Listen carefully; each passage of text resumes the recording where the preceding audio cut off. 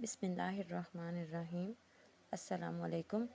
ابھی ہم 9th class کے سوال نمبر 7 کو ہی ڈسکس کریں گے۔ اس میں درخواست نویسی جو کہ سوال نمبر 7 ہے، یہاں سے ہم سٹارٹ کریں گے۔ باخدمت جناب ہیلتھ آفیسر، چونکہ آج صفائی محلہ ہے تو محلے کی صفائی کے لیے جو بھی ہم کمپلین کریں گے وہ ہیلتھ آفیسر کو کریں گے۔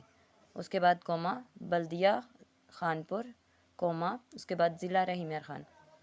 نیکسٹ لائن پہ لکھیں گے عنوان درخواست برائے صفائی محلہ۔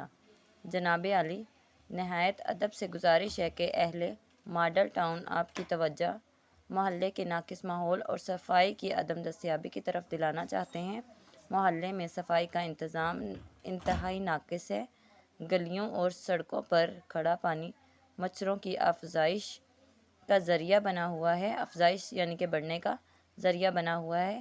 گلیوں میں مختلف جگہوں پر کوڑے کے ڈھیر پڑے ہوئے ہیں۔ خاک روبوں نے صفائی کرنے والے خاک روبوں نے آنا چھوڑ دیا ہے۔ محلے کی گندگی سے طرح طرح کی بیماریاں جنم لے رہی ہیں۔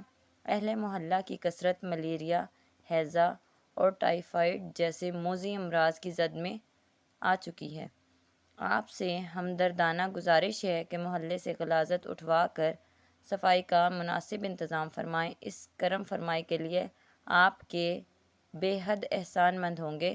درخواست گزار نیاز مند الف بے جیم۔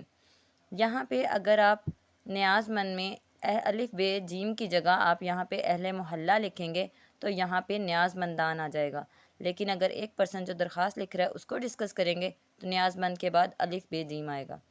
اور نیکسٹ یہ کہ درخواست کے پہلے پیرے میں جو بھی ہمیں ایشو ہے ہم اس کو ڈسکس کرتے ہیں۔ نیکسٹ جو ہے ہم ان سے جو گزارش کرتے ہیں، جو ہم درخواست کر رہے ہیں، عرض کر رہے ہیں ان سے، اس کو ہم سجیشن کے طور پہ ہم لکھیں گے کہ یہ ہمارا یہ مسئلہ ہے، اس کو حل کیا جائے۔ لاسٹ میں ہم حل لکھیں گے، اوپر والے پیرے میں ہم مسئلے کو ڈسکس کریں گے۔ ہمیشہ درخواست کے 2 یا 3 پیراگراف ہوتے ہیں۔ پہلے پیراگراف میں مسئلہ ڈسکس کیا جاتا ہے، نیکسٹ میں حل، اس کا حل کے لیے جو ہم گزارش کرتے ہیں اس کو مناسب الفاظ میں لکھ دیں۔ اور درخواست کا بہت طویل ہونا ضروری نہیں ہے، آپ شارٹ فارم میں میننگ فل لکھیں کہ اس میں آپ کا مدعا بھی بیان ہو جائے اور اس کے بعد حل بھی آ جائے۔ اور نیکسٹ یہ چیز ہے کہ درخواست گزار کی رائٹ سائڈ پہ ہی ڈیٹ آئے گی۔ Thank you so much.